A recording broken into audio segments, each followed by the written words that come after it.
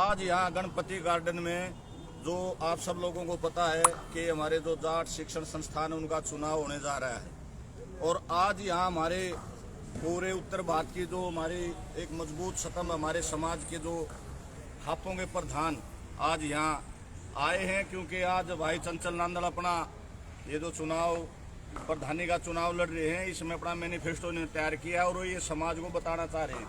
हमारे साथ दैया खाप के प्रधान है चौधरी जयपाल दैया जी, गठवाड़ा खाप के प्रधान है चौधरी कुलदीप सिंह मलिक जी, और पलवल से हमारे चौहान साहब आए हैं, ज्ञान सिंह चौहान जी, शहरावत पाल के, और उस साइड की जितनी भी पाल है उनके प्रधान हमारे बीच में आए हैं। राम प्रसाद रावत जी हैं, महेंद्र सिंह जी हैं, तेवतिया पाल से सभी उस दो पलवल के वो भी हमारे बीच में आए हैं। और हुड्डा खाप के प्रवक्ता हमारे जगवंत हुड्डा जी हमारे बीच में हैं। काजन खाप से प्रमुख जो एक टीम आई है वो प्रतिनिधि के तौर पे आई है, सुखचंद काजन जी हैं, और भी हमारे साथी वहाँ से भी उमराव सिंह जी बेरी से वो भी आए हैं, और नांदल खाप के प्रधान ओम प्रकाश नांदल जी भी हमारे बीच में है। देवराज प्रवक्ता जो नांदल खाप के वो भी हमारे बीच में है, और एलावत खाप के जो हमारे जनरल सेक्रेटरी राम कुमार जी वो भी हमारे बीच में है। सांगवान खाप से भी हमारे बीच में है प्रतिनिधि, और अपनी देशवाल खाप उसके कार्यकारी प्रधान संजय देशवाल जी और भाई नार सिंह देशवाल जी, ये भी हमारे बीच में जो है आज यहाँ जो इस मैनिफेस्टो जो ये तैयार किया है उसको भाई को आशीर्वाद देने के लिए, ये सारी बात करने के लिए आ जाए। और अब मैं निवेदन करूंगा कि चंचल नांदल जी जो जिस विषय पे आज वो अपना, और महम 24 के प्रधान भाई तुलसी ग्रेवाल जी वो भी हमारे बीच में पहुंचे हैं, और तमाम खापों के जो है प्रधान आज आशीर्वाद देने के लिए पहुंचे। नांदल जी से निवेदन करूंगा कि अपने जो है आज का मैनिफेस्टो के बारे में बताएं। नमस्कार जी सबको। सबसे पहले तो जो भी मेरी खाप सरदारी, जो बुजुर्ग, जो समाज से जुड़े हुए लोग जो यहाँ आए हैं, उन सब का मैं अभिनंदन करता हूँ और आप सबका भी यहाँ पहुँचने पर स्वागत करता हूँ। मैं अपनी बात की शुरुआत करूँगा 1911 से पहले के। चौधरी बानी सिंह ने एक सपना देखा था कि रोहतक व उसके आसपास कोई संस्था बने जो यहाँ के लोगों को और आसपास के 100 कोस के लोगों को शिक्षा दे सके, लेकिन उनका सपना पूरा हो इससे पहले उनकी मृत्यु हो गई। उन्होंने चौधरी बलदेव जी को ये जिम्मेवारी दी कि ये चीजें आगे बढ़े। सबसे पहले तो मैं उन दोनों को नमन करता हूँ, साथ ही जो संस्थाओं के संस्थापक रहे हैं चौधरी छोटू राम जी, मातू राम जी, चौधरी देवी सिंह जी, वे सेठ छाजू राम जी को भी नमन करता हूँ।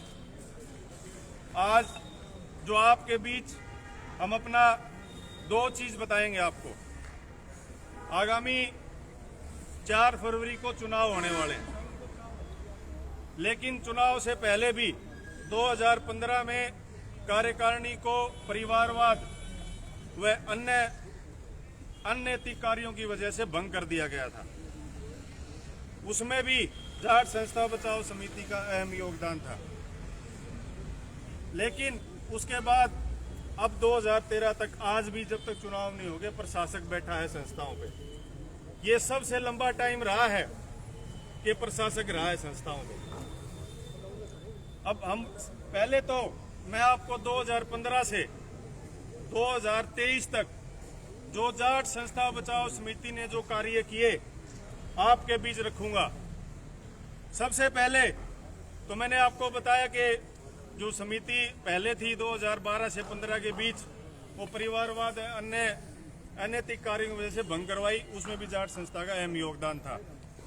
दूसरा जो है 2016 में चुनाव रुक गया, किसी हमारे ही मैं कहूँगा भाई कहूँगा, उसने जो है स्टे ले लिया।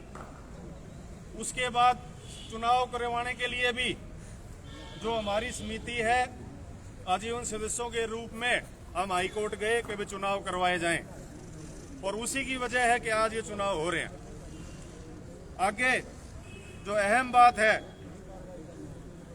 जो 2012 के करीब जब मैनेजमेंट थी उस वक्त एक पीएफ का बहुत बड़ा घोटाला हुआ 48 लाख रुपए का।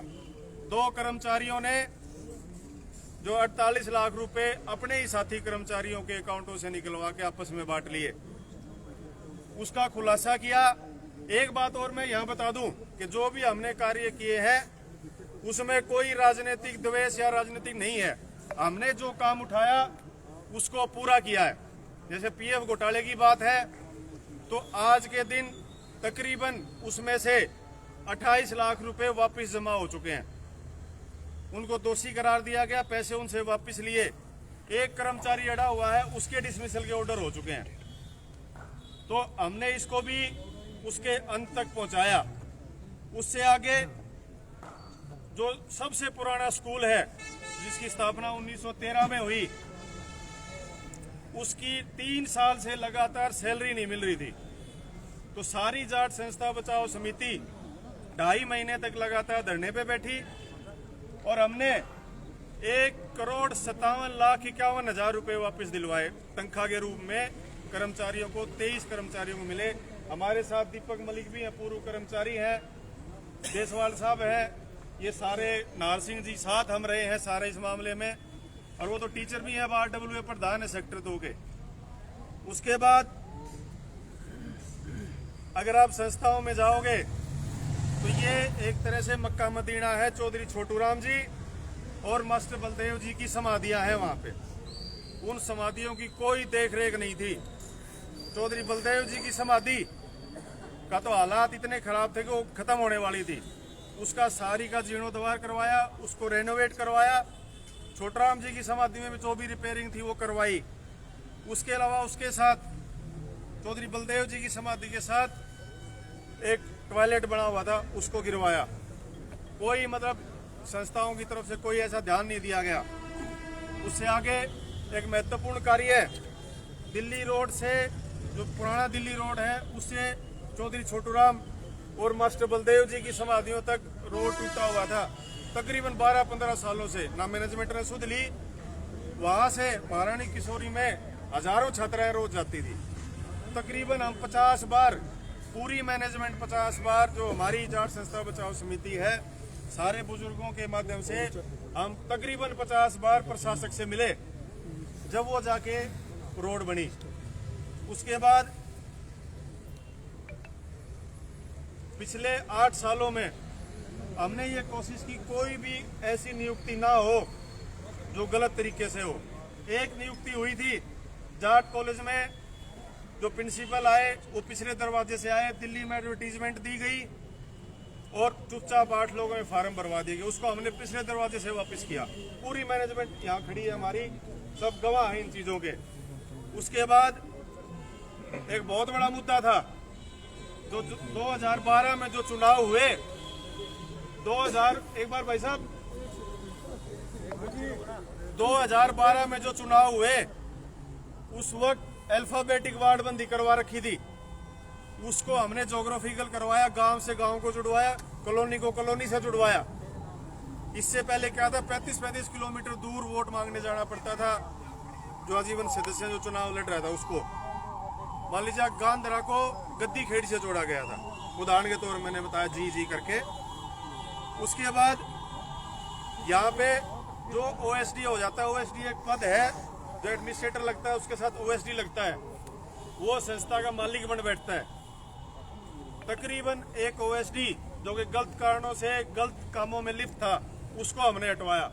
उन्होंने तिकड़ी बना रखी थी, वो तिकड़ी सारे गलत कार्य करती थी। एक तो महेश ख्यालिया प्रिंसिपल थे, एक OSD था और एक जो है फिजिकल एजुकेशन का हेड था। एक आपने सुना होगा जाट कॉलेज में एक अवैध अखाड़ा चल रहा था। उस अवैध अखाड़े में करोड़ों रुपए की कमाई हुई 3-4 साल में, और उसी पैसे को लेके 6 हत्याएं हुई। आप सब जानते हैं उस चीज को, छुपा नहीं हुआ कुछ भी। वो तो जांच पुलिस अपना कर रही है, वो तो अभी कोर्ट में भी विचाराधीन है मामला, लेकिन उसमें जो करोड़ों रुपए का लेन देन हुआ उसकी सारी जांच अभी चल रही है। सी विंडो में कंप्लेंट है और वो सारी जांच अब चलने लग रही, उसको भी अंत तक पहुंचाएंगे कि भाई एक तकरीबन जो हमें सुनने में आया, एक पहलवान से सारे पहलवान यूपी के थे, यहाँ का कोई जाट कॉलेज का छात्र उसमें पहलवानी नहीं करता था। और तकरीबन एक पहलवान से 6,000 रुपये मंथ के लिए 200 के करीब पहलवान थे, 6,000 रुपये लिए जाते थे।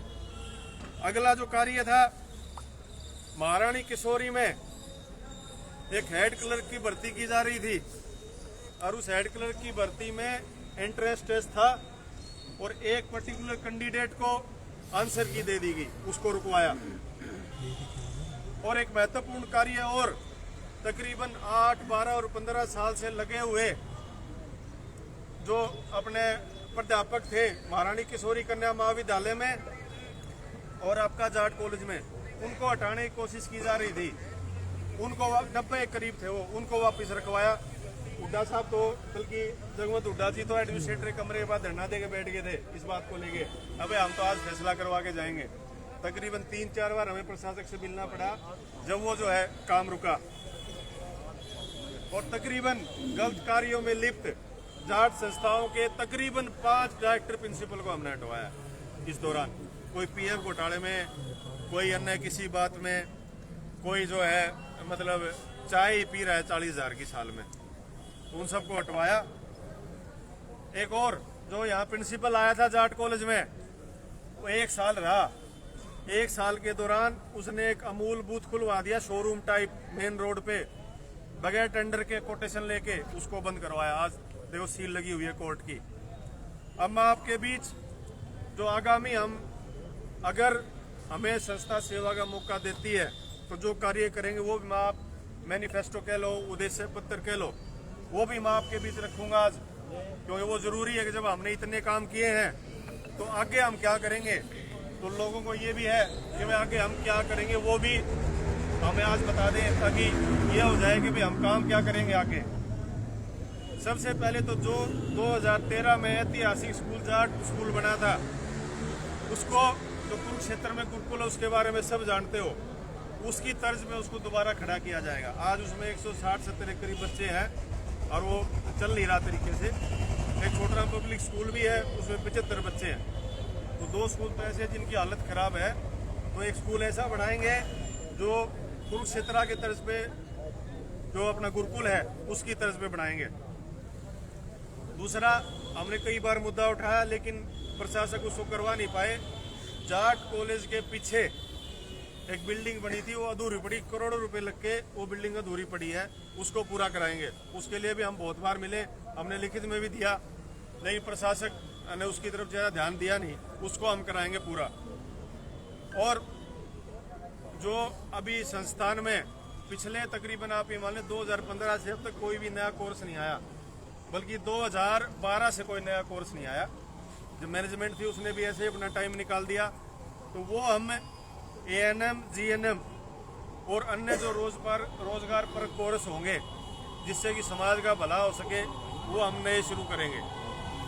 उसके बाद एक कोशिश हमारी ये भी रहेगी समाज के सहयोग से, आप सब के सहयोग से, कि हम PMT या आयुर्वेद का या कोई ऐसा कॉलेज भी शुरू करेंगे। शहर के बीच में हमारे पास बहुत सारी जगह है, खाली पड़ी है, उसमें PMT व अन्य कॉलेज जो मेडिकल कॉलेज है वो शुरू करेंगे। उसमें विशेष तौर पे हम ध्यान रखेंगे भाई जो है जो गरीब वर्ग के छात्र हैं उनको हम जो है कम फीस में दाखिला दें। उसके बाद जो है एक प्रशासनिक भवन नहीं है पूरी संस्था में, एक प्रशासनिक भवन बनाएंगे जहाँ से सारा फाइनेंशियल कंट्रोल रहेगा। क्योंकि अब दिक्कत ये आ रही है कि भाई 4 कॉलेजों को तनख्वाह मिल गई, 9 कॉलेज हैं पूरे, 4-5 के लोग जो प्राध्यापक कर्मचारी हैं उनको तनख्वाह ही नहीं मिलती। कई बार जैसे मैंने बताया 3 साल तनख्वाह नहीं मिली, तो एक फंड इकट्ठा हो जाएगा, उससे सबको टाइम पे कर्मचारियों को तनख्वाह मिलेगी। दूसरा, कर्मचारी व छात्रों के लिए एक जो है क्लिनिक शुरू किया जाएगा, जो पहले था लेकिन कई सालों से बंद है, उसका ध्यान नहीं दिया। एक क्लिनिक दोबारा शुरू किया जाएगा और छात्रों का उसमें तकरीबन जो है ना के बराबर फीस पे इलाज होगा। उसके बाद जो है संस्थाओं में जो है एक स्टेडियम बनाया जाएगा। स्टेडियम नहीं है हमारे पास, बिल्कुल भी ग्राउंड है, स्टेडियम नहीं है। तो स्टेडियम में आप मान लो स्विमिंग पूल भी बनाएंगे और जो भी है जो आधुनिक जो खेल है, खेल के लिए जो भी जरूरत होगी चीज़ें, वो सारी ट्रैक है और कुछ है वो सब हम बनाएंगे। उसके बाद जो है अभी पीछे हमने गया, हमारी समिति भी गई थी, गुड़िया साहब है यहाँ पे और शिवाज साहब भी हमारे साथ गए थे। तकरीबन इतना घास 6-6 फुट घास जो है ग्राउंडों में था, हमने वो साफ कराया। मीडिया के कुछ भाई हैं अभी वो थे वहाँ पे हमारे साथ। 15 अगस्त को हमने वो सफाई शुरू कराई। 4 चरण में महारानी किशोरी, जाट कॉलेज और जाट स्कूल के आसपास जो भी ग्राउंड थे सारे हमने साफ कराए। जेसीबी लगानी पड़ी और ट्रैक्टर के पास पीछे घास काटने की मशीन लगा के उसको साफ कराया। ये नौबत नहीं आई, सारे जो है ग्राउंड चकाचक बढ़िया बना देंगे। उसके बाद हमने एक आवाज भी उठाई थी लेकिन उस पर कोई ध्यान नहीं दिया गया।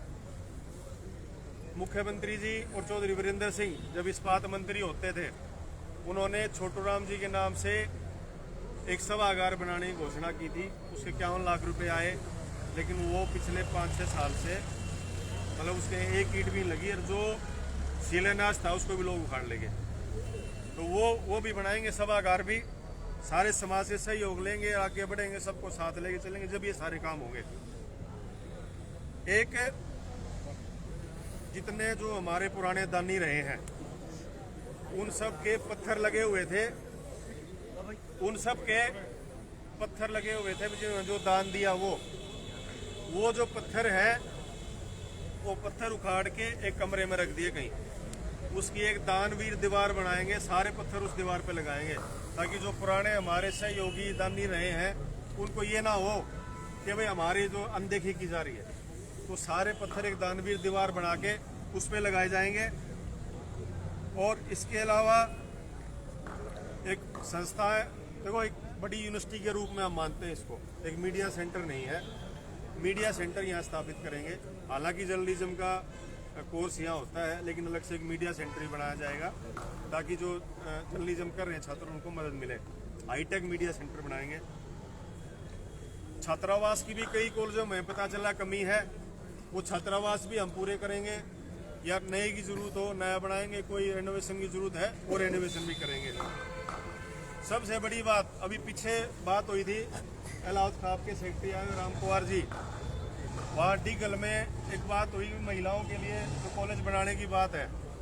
अगर भाई इनकी खाप सहयोग देगी, और हमें तो वहाँ अनाउंस भी कर दिया था एक प्रोग्राम में कि भाई जाट संस्थाओं की एक ब्रांच हम डीगल में खोल देंगे और भी इसके अलावा भी जाट संस्थाएं जहाँ भी विस्तृत हो सके हम विस्तार करेंगे उनका। ये नहीं कि भाई यहीं रहेंगी, जहाँ जहाँ हमें सहयोग मिल जाएगा, कोई पंचायत है, कोई दानी व्यक्ति जो जमीन देगा वहाँ कॉलेज खोल देंगे। हम कॉलेज की ब्रांच भी खोल सकते हैं, जो जैसा यूजी के अंडर होगा उस हिसाब से हम काम करेंगे। एक और जैसे हमने पिछली बार छोटराम सेलिब्रेशन हुआ तो मैंने एक शुरू करी थी परंपरा, जो पुराने आजीवन सदस्य हैं, सामाजिक लोग हैं, ये होता है कि भाई कार्यक्रम तो होता है लेकिन उसमें जो है जो पुराने जो आजीवन सदस्य हैं, बुजुर्ग हैं, उनका सम्मान नहीं होता। तो हमारी अब आगे से कोशिश ये रहेगी कि हर जो छोटराम सेलिब्रेशन हो उसमें 51 या 100 जितने भी मौजूद होंगे उन लोगों को सम्मानित किया जाएगा, उनको याद किया जाएगा और उनका मान सम्मान किया जाएगा छोटराम सेलिब्रेशन में, जो कि अभी होता नहीं है। एक बार हमने शुरू कराया, पिछले साल हुआ था, तकरीबन 51 लोगों का सम्मान हुआ था। और डिस्पेंसरी का मैंने बता ही दिया। इसके अलावा जो भी समाज कहेगा, ये तो हमने एक मिल के बैठ के सबसे कर्मचारियों से विचार करके, सामाजिक लोगों से विचार करके एक उद्देश्य पत्र बनाया है। इसके अलावा भी जो भी समाज कहेगा हम उनके हिसाब से चलेंगे और ये सारे काम कोशिश करेंगे वक्त पे पूरे हो जाएं। अब आप कोई सवाल हो तो आप पूछ सकते हो। किसी संस्था कम्युनिटी का कितने दिनों बाद इलेक्शन होता है, जैसे आम होता है? वैसे तो 3 साल का मैनेजमेंट का टेन्योर होता है और 3 साल के बाद चुनाव होते हैं। वैसे तो ये होता है कि भाई जो प्रधान हो, सीटिंग प्रधान, उसका दायित्व बनता है कि वो चुनाव डिक्लेयर कर दे। ये लास्ट कब हुआ था? 2015 में? 2012 में चुनाव हुआ था, 2015 में मैनेजमेंट भंग हो गई थी, उसके बाद चुनाव नहीं। 8 साल हो चुके हैं। 8 साल डिले हो गया। डिले हो गया। कभी पहले जनता ने आज तक ये नहीं देखा जी लोकसभा विधानसभा जो 8-8 साल डिले हो गया हो, तो ये चुनाव कैसे डिले हुआ है? ये एक्चुअल में क्या है कि हमारे बीच से कुछ लोग हैं जो राजनीति के तहत हाई कोर्ट चले गए और हाई कोर्ट में फिर तारीख पे तारीख मिलती रही। फिर जो हमारे प्रधान जी नंदल खाप के प्रधान है, हमारी कमेटी ने उन्हें ड्यूटी लगाई थी, उन्होंने उस व्यक्ति से बात करी और उन्होंने केस फिर वापस ले लिया, फिर चुनाव होने लगे। कई बार जनता का मानना है कि संस्था की जॉब के अंदर, एजुकेशन के अंदर इनमें भी शोषण होता है या सिफारिशें भी आते हैं जिसकी अप्रोच नहीं हो वो निकाल दिया जाए हैं। जो काबिल होता है उसको जॉब मिलती नहीं है, सिफारिशों को जॉब मिल जाती है। ये जनता सही कह रही है जी। बिल्कुल सही कह रही है। तकरीबन आप ये मानो कि इस संस्था पे पिछले 1990 से लेके अब तक 2.5 परिवारों का कब्जा रहा है। 2.5 परिवारों ने, एक परिवार तो ऐसा है उनमें से जिसके 30-35 आदमी यहाँ काम कर रहे हैं। उदाहरण के तौर पे कि उस व्यक्ति ने चंदा दिया 100 रुपये, तनख्वाह जारी 30 लाख रुपए हर महीने। एक ये मुख्य बात मैंने आपको बता दी। और जो आधा परिवार उसके ही 5-7 आदमी लग रहे हैं। आपका भी तो परिवार इसमें स्टार्टिंग से ऐसा है। आपने बताया भाई जमीन आपके परिवार से आई थी, तो आपकी कितने नौकरियां हैं आपके परिवार में? मैं तो चाचा खड़े यहाँ पे मेरे से बड़े हैं। हमने तो यहाँ पे मेरे ख्याल में 1 रुपया भी संस्था का चंदा, मतलब चंदा कह लो, मतलब तनख्वाह कह लो, हमारे घर में नहीं आई। 100 साल हो चुके हैं। 1 रुपया जो है ना, 1 रुपया तनख्वाह के रूप में हमारे घर में आज तक नहीं हुआ। चंचल जी, आप काफी समय से जो है जाट बचाओ संघ समिति में आप काम कर रहे हैं, तो आपको चुनाव लड़ने की क्या नौबत आ गई? आप तो बचाव के लिए बहुत प्रयास किए आपने, लंबे समय से संघर्ष कर रहे हैं आप समाज के साथ मिलकर, लेकिन चुनाव कर रहे हैं। वैसे भी कर सकते थे आप समाज की सेवा कर रहे हैं। पिछले तकरीबन समझो 8 साल से आपने सबने देखा, आप तो साथ जुड़े हुए हो, सारा मीडिया साथ था सारे कामों में। बल्कि मैं तो आज धन्यवाद भी दूंगा कि इतने सारे जो हमने काम कराए हैं उसमें मीडिया का अहम योगदान रहा है। तो चुनाव तो इसलिए लड़ना पड़ा क्योंकि जब भी चुनाव होते हैं, आपने पिछले 8 साल में जो हम काम कर रहे हैं, इसमें मैंने बताया कि सारी समिति यहाँ खड़ी आपके पीछे, इनमें कोई वो 2.5 परिवारों में से कोई आदमी नहीं आया कोई संस्था में गड़बड़ और यहाँ आगे आ जाए। तो ये समिति ने फैसला किया कि भाई हमारे में से कोई आदमी आगे आए। और ये जो समिति है, इनको ताकत भी है कि अगर कल को हम संस्था में कहीं अंदर जाते हैं, काम करते हैं शायद आपके सहयोग से, तो मेरा कान मरोड़ सकते हैं किसी भी। नहीं, इतना अच्छा आप काम कर रहे थे बिना चुनाव के, तो अभी कर सकते थे आप। दिक्कत ये हुई ना, चुनाव आगे, चुनाव आते ही वो जो है ना, वो 2.5 परिवार गिरा घुसे। तो 2.5 परिवारों को दूर रखना है ना, क्योंकि प्रधान के पास जो ताकत है ना, वो हमारे पास नहीं। हम तो ये तो सरकार से हमने काम करवाए, अड़ के प्रशासक से मिल के रिक्वेस्ट करके, कहीं अड़ के, कहीं उड्डा साहब ने धरना दे दिया, कहीं कुछ इस तरह करके। अब मैनेजमेंट आ जाए, मैनेजमेंट के बाद अथाह पावर आ जाती है। और वो आपने तो, आपको पता नहीं, जो 2.5 परिवारों में से एक परिवार जितनी नौकरियां लगी है ना, वो पता नहीं कहाँ कौन से अखबारों में निकला दिया, तो पता ही नहीं चलता था कि नौकरी निकल रही लोगों को। तो क्या एक्शन लेंगे आप लोग अगर आपको समाज बना दिए, प्रधान बनते हैं, तो क्या एक्शन लिया जाएगा? ये मैंने बता दिया कि ये उद्देश्य में काम करेंगे। नहीं, उनके खिलाफ जो 2.5 परिवार आप कह रहे हैं, जो 2.5 परिवार आप उनके खिलाफ क्या एक्शन ले सकते हैं? वो जो जिनको नौकरी लग रहे हैं उसको हम हटाएंगे जी, पहली बात। उनसे काम लेंगे। एक समस्या ये आ रही है कि जो नौकरी तो कर रहे हैं लेकिन काम ना करते, वो आते हैं सुबह हाजिरी लगाई गायब हो गए, उनसे काम लेंगे। हमें किसी द्वेष नहीं है, ना कोई द्वेषपूर्ण कार्य करेंगे। हम संस्था के विकास की बात करेंगे। वहाँ ये नहीं कि इन चीज़ों में अपना टाइम खर्च करेंगे कि भाई उसके खिलाफ एक्शन ले लो, ये कर लो, कुछ नहीं करेंगे ऐसा। हम सिर्फ काम करेंगे, संस्था को आगे बढ़ाएंगे, और जो काम नहीं करेगा उसके तर्क संगत जो कार्रवाई होगी उसके खिलाफ होगी। जो आपने वादा किया, जो आप ये कह रहे हैं हमारा उद्देश्य पत्र है, इसमें काफी चुनौतियां होंगी, क्योंकि आपने बड़ी बड़ी जो बातें गिनवाई हैं कि हम ये करेंगे, फंड की व्यवस्था करनी होगी, पूरी चुनौती होगी आपके लिए। सारा समाज खड़ा है, समाज के बीच लेके जाएंगे। देखो उसमें क्या है कि कुछ बिल्डिंगें तो ऐसी हैं जहाँ पे नए कोर्सेज शुरू हो सकते हैं, ऑलरेडी तैयार है। नई बिल्डिंग के लिए जगह है हमारे पास, जगह होना बहुत बड़ी बात। आज के दिन जगह ही बहुत ज़्यादा कीमत है, जगह है हमारे पास। बिल्डिंग बनानी है, सारे समाज को साथ जोड़ेंगे। इससे पहले भी ये सारी संस्थाएं समाज द्वारा खड़ी करी है। एक बात और बता दूं कि इसमें सिर्फ जो जमीनें नहीं, उसके अलावा भी बहुत सारे फौजियों का बहुत बड़ा योगदान है। जब तनख्वाह कहीं 1-2 रुपया हुआ करती, जब भी वो उस तनख्वाह में से हर महीने पैसे भेजा करते, लोगों ने अपने चांदी के सिक्के और पता नहीं क्या क्या, मतलब उस टाइम में एक जुनून था जब संस्था बनी, तो वही जुनून फिर पैदा कर देंगे। ये तो समाज की संस्था है, समाज को साथ लेके चलेंगे, वही संस्था का पूरा विकास करेंगे। क्या आज के दौर में ये जुनून पैदा करना आसान होगा आपके लिए? बिल्कुल आसान है। आप देखो जो भी संस्था है, अब आप इधर जाओगे, जाट भवन है, कितना सुंदर है, वो अभी बना हुआ है, पिछले 15-20 साल में बना है। वो तो समाज सारा तैयार है, लेकिन मैनेजमेंट अच्छी हो तब। जो पीछे मैनेजमेंट रही, 1-2 मैनेजमेंट छोड़ के बाकी मैनेजमेंट ने विकास कार्य नहीं करवाए, सिर्फ अपने भर्तियों पर जोर दिया है। हाँ, ये और बता दूं, एक चीज़ मैं भूल गया था, भर्तियों की बात चल रही है, तो जो भी भर्तियां होंगी पारदर्शिता से होंगी। कोई परिवारवाद तो है ही नहीं, हम तो परिवारवाद के खिलाफ, परिवारवाद तो होगा ही नहीं। मेरिट के अनुसार भर्ती होगी, और जो योग्य होगा उसको सिलेक्शन किया जाएगा, जरूरत होगी तो। नंदर साहब, जो पुरानी मैनेजमेंट थी वो सब ये कह के तो आई नहीं कि हम परिवारवाद को बढ़ावा देंगे। एक-एक करके सर, आपने बताए हैं जितने पूर्व प्रधान आए हैं उन्होंने परिवारवाद करके अपना परिवार बनाया है।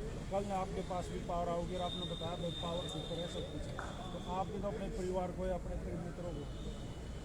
देखो पहली बात तो ये है कि मेरे परिवार में नौकरी करनी है नहीं कोई, बातें खत्म हो गई, परिवारवाद तो खत्म है, मेरी पर नौकरी करनी है कोई नहीं, नौकरी किसने दिया हमारे परिवार में। सर वीडियो ये लाइव है लगभग और हमेशा रहेंगे। हाँ बिल्कुल आपके पास रिकॉर्ड है, मैं तो कह रहा हूँ।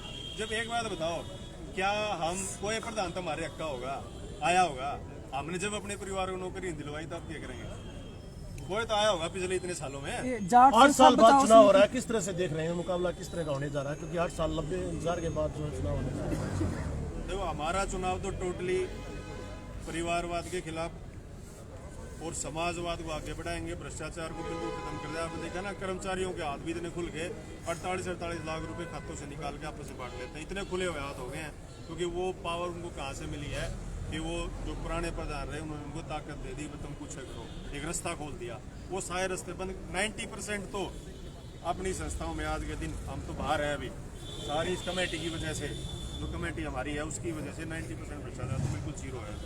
ये जाट आप एक कुछ पूछ रहे थे? होगा वही सवाल था। बस धन्यवाद। ये जो जाट संस्था बचाओ समिति थी उससे पहले चंचल यादव जी क्या थे और क्या कर रहे थे? तो जी उससे पहले भी सामाजिक कार्य कर रहे थे और आगे भी सामाजिक कार्य करते रहेंगे। समाज से जुड़े, समाज के बीच में रहना हमने तो। आगे किस प्रकार की कमेटी होनी चाहिए आपकी राय में? अलग अलग परिवारों से ना परिवार क्या, ये तो चुनाव होगा, समझो आप तो चुनाव में चुन के आएगा। मैं तो एक और आप सबसे अनुरोध करूंगा, आपके चैनलों के माध्यम से बात जाए कि जो अच्छे लोग हैं, अच्छे व्यक्ति हैं, उनको चुन के भेजें चुनाव में, ताकि वो कमेटी अच्छे तरीके से कार्य करे। ठीक है, धन्यवाद, नमस्कार।